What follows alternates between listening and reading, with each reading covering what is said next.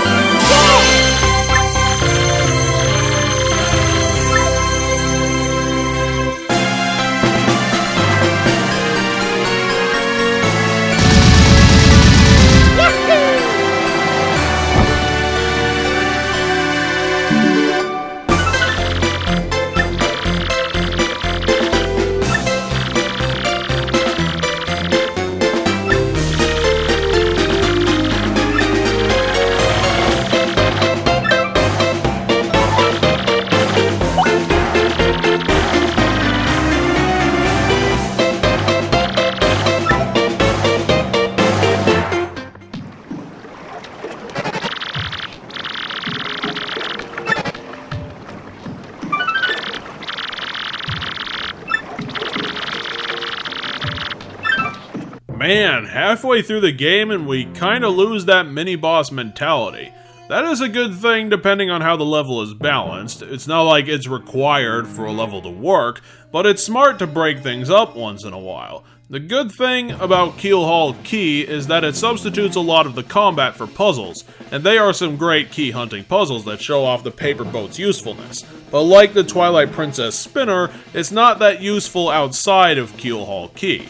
Moreover, the level itself was fantastic, using the boilerplate idea of a treasure hunt voyage across the seas to tell a story through the shipmate characters and diary entries that throws Mario into a completely unheralded cursed treasure ghost story that he has to beat his way across.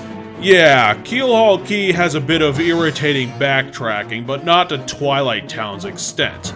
However, while it's a fun twist on the cliché with great visuals and characters, this is also where TTYD's copy-paste design idea is at its most blatant, because the idea was taken word for word from Paper Mario's Lava Lava Island level, and that brings us to Cortez, the chapter boss who fills the role of Lava Piranha as boss fight, who is not evil and also not in the larger plot at all. He's just a guy protecting his stuff.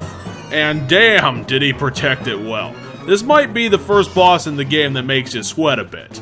Cortez isn't a slouch and has all the phases. Cortez isn't a slouch, and all his phases have a robust health bar and a bit of defense. But what'll take your head wrapping around is how to deal with all the targets. In a couple of phases, Cortez will have multiple limbs coming out for slashing attacks from his rusty tools. He even gets a hook hand in there for extra pirate points. The favor that Cortez does for the player is that his vulnerable point is his bone bag that is conveniently on the ground, available to everyone's attacks. If you do manage a good all-target attack scheme, then Cortez can be a bit of a pushover due to the low health of his limbs and limited repertoire coming from his skull.